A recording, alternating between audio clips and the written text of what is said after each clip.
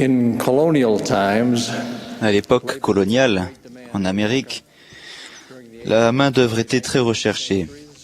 Au cours du XVIIIe siècle et au début du XIXe, des travailleurs émigrants potentiels étaient recrutés en Grande-Bretagne, en Allemagne et dans d'autres pays européens. Mais beaucoup d'entre eux, disposés à partir, ne pouvaient pas se permettre de payer le coût du voyage. Il n'était pas rare qu'ils voyagent sous contrat, s'engageant à travailler sans rémunération après leur arrivée pendant un certain temps pour payer leur passage. D'autres partaient avec la promesse que les membres de leur famille, déjà en Amérique, paieraient leur billet à leur arrivée, mais si cela ne se produisait pas, les nouveaux venus étaient obligés de le payer en travaillant sans rémunération. Le terme utilisé pour décrire ces immigrants sous contrat était « rédemptionneur ». Ils devaient rédimer le coût de leur passage, dans un sens, acheter leur liberté par leur travail.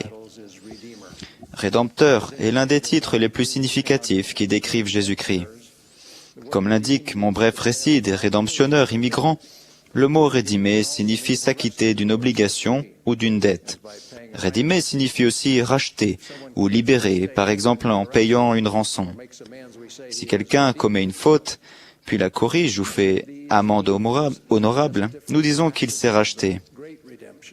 Chacune de ces significations suggère différents aspects de la grande rédemption que Jésus-Christ a accomplie par l'intermédiaire de son expiation, qui inclut, selon le dictionnaire, la notion de délivrer du péché et de ses pénalités au moyen d'un sacrifice fait pour le pécheur. La rédemption du Sauveur comporte deux parties. Premièrement, elle expie la transgression d'Adam et la chute de l'homme qui l'a suivi, en surmontant ce qui pourrait être appelé les effets directs de la chute, la mort physique et la mort spirituelle. La mort physique est bien comprise. La mort spirituelle consiste en la séparation de l'homme d'avec Dieu. Selon les paroles de Paul, « Et comme tous meurent en Adam, de même aussi tous revivront en Christ ». Cette rédemption de la mort physique et spirituelle est à la fois universelle et sans condition. Le deuxième aspect de l'expiation du Sauveur est la rédemption de ce que l'on pourrait appeler les conséquences indirectes de la chute, nos propres péchés par opposition à la transgression d'Adam. À cause de la chute, nous naissons dans un monde mortel où le péché, c'est-à-dire la désobéissance à la loi instituée par Dieu, est omniprésent.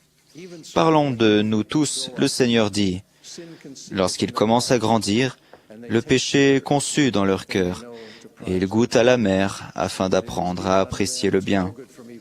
Et il leur est donné de discerner le bien du mal. C'est pourquoi ils peuvent agir par eux-mêmes. Parce que nous sommes responsables et que nous faisons des choix, la rédemption de nos propres péchés est conditionnelle. Elle dépend de la confession et de l'abandon du péché et de l'adoption d'une vie pieuse, ou en d'autres termes, elle dépend du repentir. Le Seigneur commande. C'est pourquoi, enseigne-le à tes enfants, que tous les hommes de partout doivent se repentir, sinon ils ne pourront en aucune façon hériter le royaume de Dieu. Car rien d'impur ne peut y demeurer ou demeurer en sa présence. La souffrance du Sauveur à Gethsémanée et son agonie sur la croix nous rachètent du péché en satisfaisant aux exigences que la justice nous impose. Il accorde la miséricorde et pardonne aux personnes qui se repentent. L'expiation satisfait aussi la dette que la justice nous doit en nous guérissant et en compensant toutes les souffrances que nous subissons alors que nous sommes innocents. Car voici, il subit les souffrances de tous les hommes, oui, les souffrances de tous les êtres vivants, tant des hommes que des femmes et des enfants qui appartiennent à la famille d'Adam. Quand nous suivons le Christ, nous cherchons à participer à son œuvre rédemptrice et à la promouvoir. Le plus grand service que nous puissions rendre aux autres dans cette vie, en commençant par les personnes de notre propre famille, est de les amener au Christ par la foi et le repentir, afin qu'ils puissent bénéficier de sa rédemption, la paix et la joie maintenant, et la vie éternelle dans le monde à venir. L'œuvre de nos missionnaires est une expression magnifique de l'amour rédempteur du Seigneur. Parce qu'ils sont ses messagers autorisés, ils offrent les bénédictions incomparables de la foi en Jésus-Christ, du repentir du baptême et du don du Saint-Esprit, ouvrant la voie à la renaissance spirituelle et à la rédemption. Nous pouvons aussi aider le Seigneur à racheter les personnes décédées. Quand ils quittent la vie mortelle, les anciens fidèles de notre dispensation continuent leur labeur de prédication de l'évangile de repentir et de rédemption par le sacrifice du Fils unique de Dieu, parmi ceux qui sont dans les ténèbres et dans la servitude du péché, dans le vaste monde des esprits des morts. Grâce au rite par procuration que nous accomplissons pour elles dans les temples de Dieu, même les personnes qui sont mortes dans la servitude du péché peuvent être libérées. Bien que les aspects les plus importants de la rédemption aient trait au repentir et au pardon, il y a aussi un aspect temporel très important. On dit que Jésus allait partout faisant du bien, ce qui inclut guérir les malades et les infirmes, donner à manger aux foules affamées et enseigner la voie par excellence. Le Fils de l'homme est venu non pour être servi, mais pour servir et donner sa vie comme la rançon de plusieurs. Ainsi, nous pouvons, par l'influence du Saint-Esprit, aller partout faisant du bien en suivant le modèle rédempteur du Maître. Ce genre d'œuvre rédemptrice consiste à aider les gens à résoudre leurs problèmes. Cela veut dire devenir l'ami des pauvres et des faibles, soulager la souffrance, redresser les torts, défendre la vérité, affirmer la génération montante et réaliser la sécurité et le bonheur au foyer. Une grande partie de notre œuvre rédemptrice sur la terre consiste à aider les autres à progresser et à réaliser leurs espoirs et leurs aspirations justes. Bien que fictif, un exemple tiré du roman Les Misérables de Victor Hugo m'a toujours ému et inspiré. Peu après le début de l'histoire, Monseigneur Bienvenu nourrit et héberge pour la nuit le sans-abri Jean Valjean, qui vient d'être libéré après 19 ans de bagne, pour avoir volé une miche de pain pour nourrir les enfants mourants de faim de sa sœur.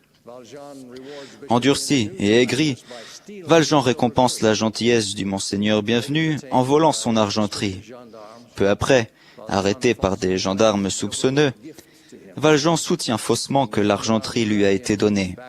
Quand les gendarmes le ramènent chez l'évêque, celui-ci, à la grande surprise de Valjean, confirme son histoire. Et pour faire bonne mesure, il ajoute « Mais je vous avais donné les chandeliers aussi, qui sont en argent, comme le reste, et dont vous pourrez bien avoir 200 francs. Pourquoi ne les avez-vous pas emportés avec vos couverts ?»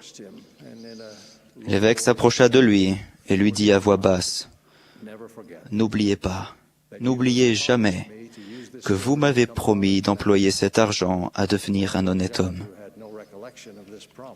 Jean Valjean, qui n'avait aucun souvenir d'avoir rien promis, resta interdit. L'évêque continua avec solennité. « Jean Valjean, mon frère, vous n'appartenez plus au mal, mais au bien. C'est votre âme que je vous achète. Je la retire aux pensées noires et à l'esprit de perdition, et je la donne à Dieu. » En effet, Jean Valjean devint un homme nouveau, un honnête homme, et le bienfaiteur de beaucoup de gens. Toute sa vie, il garda les 2 chandeliers d'argent qui lui rappelaient que son âme avait été rachetée pour servir Dieu. Certaines formes de rédemption temporelle sont le résultat d'efforts de coopération.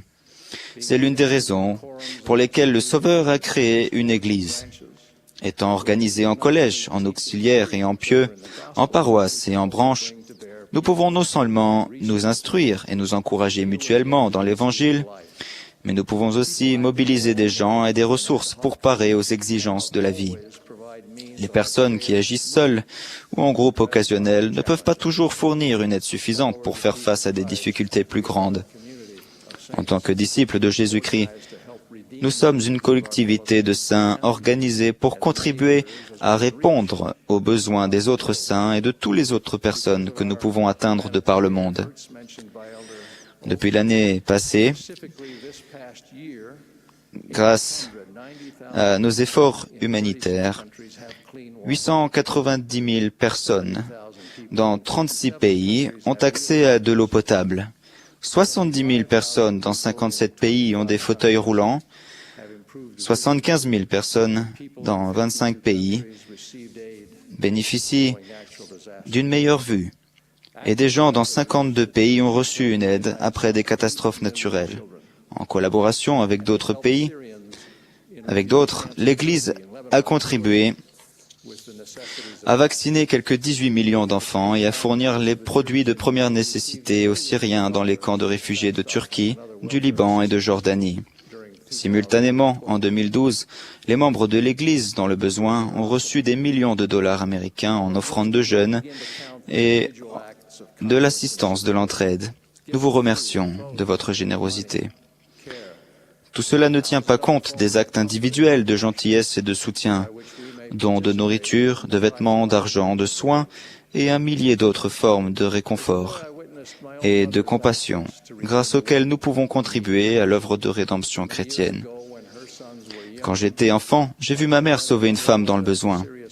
Il y a bien des années, quand ses fils étaient jeunes, ma mère a subi une grave opération qui lui a presque été fatale et qui l'a laissée alitée la plupart du temps pendant près d'1 an. Pendant cette période, les membres de notre famille et de notre paroisse ont aidé ma mère et notre famille. En plus de cela, la présidente de la société de secours de paroisse, sœur Abraham, a conseillé à mes parents d'employer une femme de notre paroisse qui avait désespérément besoin de travail. En racontant cette histoire, je vais utiliser les noms fictifs de Sarah et Annie pour cette femme et sa fille. Voici le récit de ma mère. Je me souviens comme si c'était hier. J'étais au lit et sœur Abraham a amené Sarah à la porte de ma chambre. J'ai eu un pincement au cœur. La personne que j'avais devant moi était la moins attirante que j'ai jamais rencontrée. Si maigre, famélique, les cheveux en bataille, voûtés, la tête baissée, regardant le sol. Elle portait une vieille blouse bien trop grande pour elle. Elle ne voulait pas lever les yeux, et elle parlait si bas que je ne pouvais l'entendre. Derrière elle était cachée une petite fille d'environ 3 ans. Qu'allais-je donc bien pouvoir faire de cette personne ? Quand elles sont sorties de la chambre, j'ai pleuré sans pouvoir m'arrêter. J'avais besoin d'aide, pas de problème supplémentaire. Sœur Abraham resta encore un peu avec elles, et elles eurent au fait de remettre la maison en ordre et de préparer de bons repas. Sœur Abraham me demanda de la prendre à l'essai pendant quelques jours et me dit qu'elle avait vraiment eu de grosses difficultés et qu'elle avait besoin d'aide. Le lendemain matin, quand Sarah revint, je réussis finalement à la faire venir jusqu'au lit où je pourrais l'entendre. Elle me demanda ce que je voulais qu'elle fasse. Je le lui dis, puis j'ajoutai, « Mais le plus important, ce sont mes garçons. Passez du temps avec eux. Faites-leur la lecture, ils sont plus importants que la maison. » Elle était bonne cuisinière, elle tenait la maison propre, la lessive était faite, et elle était bonne avec les garçons.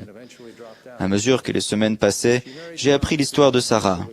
Parce qu'elle avait des problèmes d'audition, elle ne réussissait pas à l'école, et elle finit par abandonner. Très jeune, elle épousa un débauché. Annie naquit et devint la joie de la vie de Sarah. Un soir d'hiver, son mari rentra ivre à la maison, mit de force Sarah et Annie dans la voiture, en tenue de nuit, puis les déposa au bord de la grande route. Elles ne le revirent jamais. Pieds nus et frigorifiées, Sarah et Annie firent plusieurs kilomètres à pied jusque chez sa mère.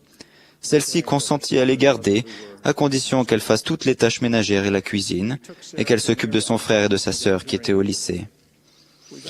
Nous amenâmes Sarah voir un spécialiste de l'ouïe, et elle reçut un appareil auditif. Nous lui fîmes suivre des cours pour adultes, et elle obtint son diplôme de fin d'études secondaires. Elle alla au cours du soir et obtint par la suite un diplôme universitaire et enseigna en éducation spécialisée. Elle acheta une petite maison. Annie se maria au temple et eut 2 enfants. Sarah finit par subir plusieurs opérations des oreilles, et puis finalement bien entendre. Des années plus tard, elle prit sa retraite et fit une mission. Sarah nous remercia souvent et dit que je lui avais appris tellement de choses, particulièrement que je lui dis que mes fils étaient plus importants que la maison. Elle dit que cela lui a appris que c'était ce qu'elle devait faire avec Annie. Sarah est une femme tout à fait remarquable. Fin de citation. En tant que disciples de Jésus-Christ, nous devons faire tout ce que nous pouvons pour sauver les autres de la souffrance et des fardeaux. Toutefois, notre plus grand service rédempteur sera de les conduire au Christ. Sans sa rédemption de la mort et du péché, tout ce que nous avons, c'est un évangile de justice sociale. Cela peut apporter une certaine aide et une certaine réconciliation, maintenant, mais cela n'a pas le pouvoir de faire descendre des cieux la justice parfaite et la miséricorde infinie. La rédemption ultime est en Jésus-Christ et en lui seul. Je le reconnais humblement et avec gratitude comme le Rédempteur. Au nom de Jésus-Christ. Amen.